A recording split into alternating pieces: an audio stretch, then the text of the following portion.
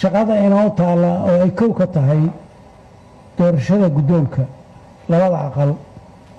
in la doorto taas waxay sii siyaadinaysaa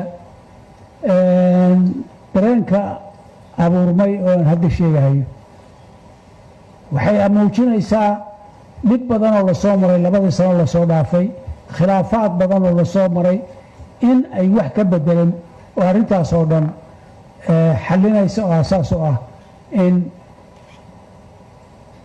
ay muujinaysaa kana hawlgelaysaa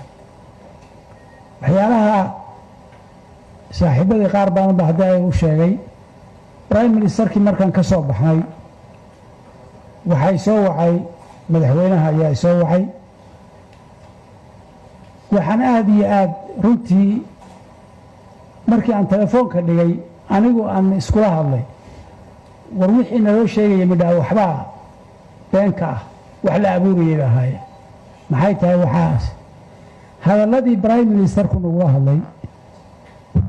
iyo dareenka uu muujinahayay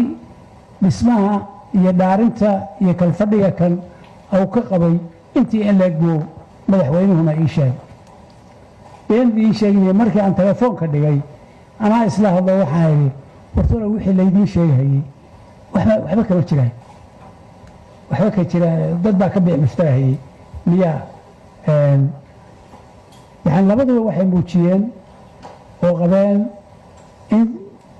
si dhab ah loo dhiso oo degdeg ah welibaba oo bisha tan inta ka hartay ah